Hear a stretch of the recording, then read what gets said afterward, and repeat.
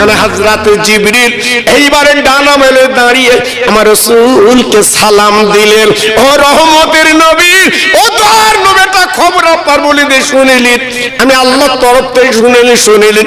আল্লাহ নবী বলে জিবরিল কি খবর তুমি দিতেলে বলো। বলে নবীজি রে, যেবারে আপনি দাওয়াতকে দিয়ে যাবেন, আপনার মহব্বতের সাহাবী, আপনার ভালোবাসার সাহাবী আজ ঘর উৎপাদন করবে বলে দাওয়াত করেছে, আপনি ওই বাড়ি খানা খাবেন। তবে চিন্তা নেই, আমি জিবরাইল বলে গেলাম ওই বাড়িওয়ালা দুটো বাচ্চা আছে সোনার বাড়ি, ওদের নিয়ে আপনি নবী কিন্তু খানা খাবে।